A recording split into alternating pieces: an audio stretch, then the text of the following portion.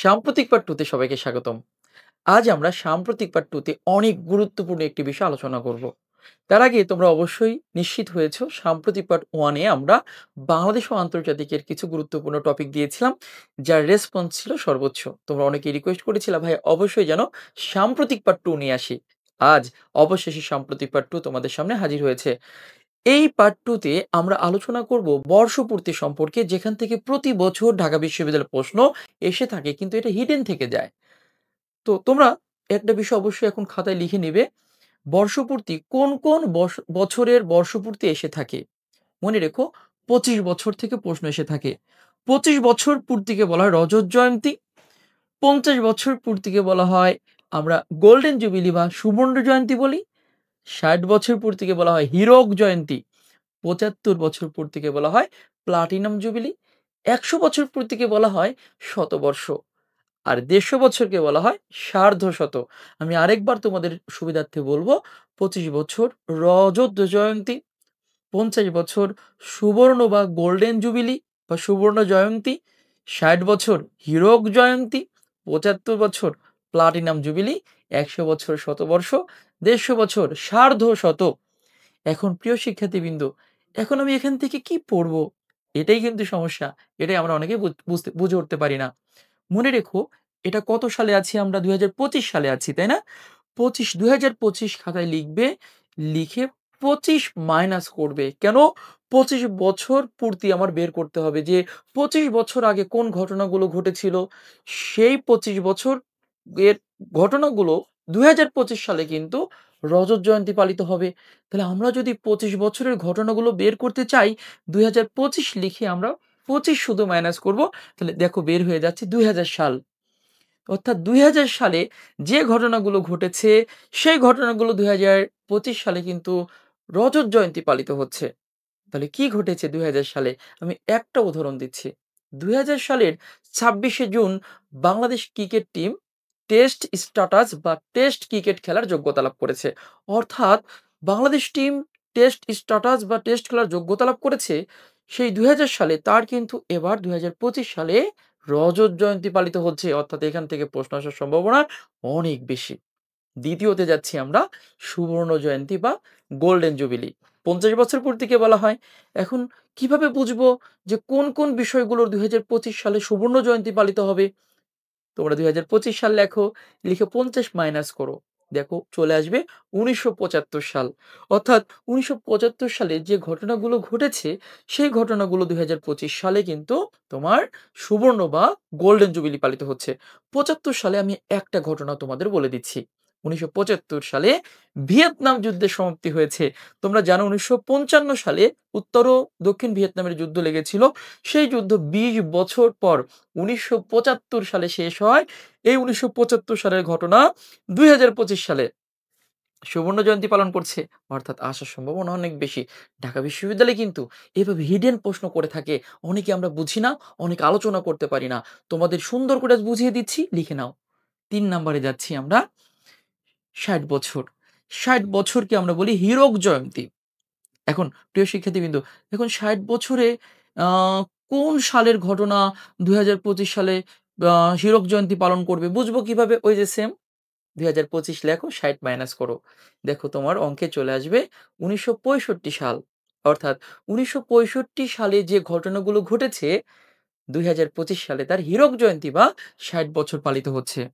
কি ঘটেছে ১৯৬৫ সালে? তোমরা কি পারবে? তোমাদের পক্ষে হয়তো দুরূহ বা কঠিন হয়ে দাঁড়াবে। আমি ২ টা ঘটনা বলে দিচ্ছি তোমাদের সুবিধার্থে। ১৯৬৫ সালে ভারত-পাকিস্তানের মধ্যে সবচেয়ে বড় যুদ্ধ হয়েছে। ভারত-পাকিস্তানের যুদ্ধ হয়েছে ৪ টা। আমরা জানি ১৯৪৭, ৬৫, ৭১, ৯৯। এই যে ৬৫ র যে যুদ্ধটা, দ্বিতীয় যুদ্ধ ভারত-পাকিস্তানের কাশ্মীর ইস্যু নিয়ে হয়েছিল। এই ৬৫ র যুদ্ধ ২০২৫ সালে ৬০ বছর বা হীরক জয়ন্তী পালন করলো। অর্থাৎ ভারত-পাকিস্তানের দ্বিতীয় যুদ্ধটি এবার তোমাদের জন্য অনেক গুরুত্বপূর্ণ। কেন? ৬০ বছর পালিত হলো। এবার পোচ ৬৫ সালে আর কি ঘটেছে? ১৯৬৫ সালে জাতিসংঘের একটি গুরুত্বপূর্ণ কর্মসূচি, যাকে তোমরা সংস্থা হিসেবে জানো, ইউএনডিপি প্রতিষ্ঠিত হয়েছে। ইউনাইটেড নেশন ডেভেলপমেন্ট প্রোগ্রাম প্রতিষ্ঠিত হয়েছে। অর্থাৎ ইউএনডিপি থেকে প্রশ্ন আসার সম্ভাবনা অনেক বেশি। ইউএনডিপি লিখে রাখো, যার এবার হীরক জয়ন্তী বা ৬০ বছর পালিত হলো। এবার আমরা যাব ৬০ এর পরবর্তী আমি যে সংখ্যাটা বলেছিলাম ৭৫ বছর। ৭৫ বছরকে বলা হয় প্লাটিনাম জুবিলি। তাহলে ৭৫ বছর আম বের করতে হলে আমার ২০২৫ লিখতে হবে। ২০২৫ লেখো, লিখে ৭৫ মাইনাস করো। দেখো তোমার খাতায় বা অঙ্কে চলে আসবে ১৯৫০ সাল। অর্থাৎ ১৯৫০ সালে যে ঘটনাগুলো ঘটেছে, সে ১৯৫০ সালের ঘটনা ২০২৫ সালে ৭৫ বছর বা প্লাটিনাম জুবিলি পালন করছে। তাহলে ভাইয়া ১৯৫০ সালে কি ঘটনা ঘটেছে? আমরা তো পারি না। আপনি একটু বলে দেন। এটাই তো হিডেন প্রশ্ন। ঢাকা বিশ্ববিদ্যালয় এসব জায়গা থেকে টেনে, টেনে নিয়ে এসে প্রশ্ন করে দেয়। আমরা অনেকেই বুঝি না কোথায় থেকে প্রশ্ন আসে। দেখো হিডেন প্রশ্ন কিন্তু প্রত্যেক বছর দেবেই দেবে ঢাকা বিশ্ববিদ্যালয়। যাই হোক আমরা আসি ১৯৫০ সালে কি ঘটনা ঘটেছে? ১৯৫০ সালে জাতিসংঘের বিশেষায়িত সংস্থা ইউএনএইচসিআর, আবার বলছি UNHCR, United Nation high commissioner for refugees, যে সংস্থাটি শরণার্থী নিয়ে কাজ করছে, রোহিঙ্গা নিয়ে কাজ করছে, আশ্রয় প্রার্থী যাদের বাড়িঘর নাই, যারা বাস্তুহারা তাদের নিয়ে কাজ করে যে সংস্থাটি, তার নাম ইউএনএইচসিআর। এখন ইউএনএইচসিআর সম্পর্কে ভাইয়া ১৯৫০ সালে প্রতিষ্ঠিত হলো, এটার ৭৫ বছর পালন হলো, বুঝলাম কি পড়বো? অর্থাৎ ইউএনএইচসিআর পুরোটাই তোমার জন্য গুরুত্বপূর্ণ। ইউএনএইচসিআর কত সালে প্রতিষ্ঠা হয়েছে? ১৯৫০, হুবহু দিয়ে দিতে পারে। ইউএনএইচসিআর কতবার নোবেল পুরস্কার পেয়েছে? ২ বার নোবেল পুরস্কার পেয়েছে শান্তিতে, ১৯৫৪ এবং ১৯৮১ সালে পেয়েছে। এই বিষয়গুলো তোমাকে সুন্দর করে জানতে হবে। ইউএনএইচসিআর এর সদর দপ্তর কোথায়? বর্তমান সদস্য কতটি? এই বিষয়গুলো। আর ৫০ সালে আর কি ঘটেছে? ১৯৫০ সালে আমাদের বাংলাদেশের সাথে সুন্দর একটি প্রশ্ন আছে। ১৯৫০ সালে আমাদের শেরেবাংলা একে ফজলুল হক জমিদারি প্রথা বাতিল করেছে। যে জমিদারি প্রথা ১৭৯৩ সালে লর্ড কর্নওয়ালিস চালু করেছিল, সেই জমিদারি প্রথা বাতিল করা হয় ১৯৫০ সালে শেরেবাংলা কর্তৃক। অর্থাৎ জমিদারি প্রথা তোমাদের জন্য খুবই গুরুত্বপূর্ণ। কেন গুরুত্বপূর্ণ? ৭৫ বছর বা প্লাটিনাম পালিত হয়েছে। এরপর ৫০ সালে আর কি ঘটনা ঘটেছে? ভারতের সংবিধান রচনা হয়েছে ১৯৫০ সালের ২৬ জানুয়ারি। তো এই বিষয়গুলো এইভাবে পড়তে হবে। এরপর ভাইয়া আরেকটি সংখ্যায় চলে যাচ্ছি। শতবর্ষ বা ১০০ বছর। ১০০ বছর ২০২৫ সালে যে জিনিসগুলো পালিত হয়েছে বের করব কিভাবে? ২০২৫ লেখো, ১০০ মাইনাস করো। মাইনাস করলে দেখো ১৯২৫ সাল চলে আসবে। তো ১৯২৫ সালে কি ঘটনা ঘটেছে? ১৯২৫ সালে একজন বিখ্যাত ব্যক্তি মারা গিয়েছে, যার খেতাব ছিল দেশবন্ধু। দেশবন্ধু, যার নাম হচ্ছে চিত্তরঞ্জন দাস। চিত্তরঞ্জন দাস, যিনি বেঙ্গল প্যাক্ট চুক্তিতে ১৯২৩ সালে স্বাক্ষর করার জন্য, বেঙ্গল প্যাক্ট চুক্তিতে স্বাক্ষর করার জন্য দেশবন্ধু উপাধি পেয়েছিল, সেই চিত্তরঞ্জন দাস ১৯২৫ সালে মারা যায়। তার মানে ১৯২৫ সালে তার মৃত্যুর ২০২৫ সালে ১০০ বছর পালিত হচ্ছে। চিত্তরঞ্জন দাস সম্পর্কে বিস্তারিত পড়তে হবে। এছাড়াও ১৯২৫ সালে আর যে সকল ঘটনা ঘটেছে সেগুলো জানতে হবে। সর্বশেষ বলেছিলাম তোমাদের ১৫০ বছরকে বলা হয় সার্ধশত। ১৫০ বছর পালন করতে আমাদের কি করতে হবে?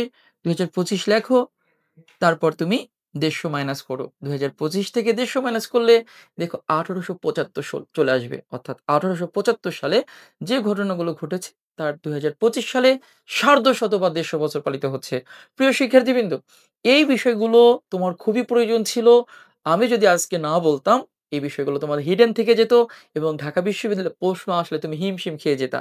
তুমি নিশ্চয়ই কিছু আইডিয়া পেয়েছো বর্ষপূর্তি থেকে কিভাবে প্রশ্ন আসে, আর বর্ষপূর্তি যেগুলোর হয়েছে, যেসব ঘটনা, যেসব ব্যক্তির মৃত্যু, যেসব সংস্থা প্রতিষ্ঠিত হয়েছে, যেসব বিষয় চালু হয়েছে, প্রত্যেকটা জিনিস ঢাকা বিশ্ববিদ্যালয়ে টেনে, টেনে প্রতি বছর প্রশ্ন করে দেয়। এখান থেকে কিন্তু প্রতি বছর আবার রিপিট করছি প্রশ্ন আসে।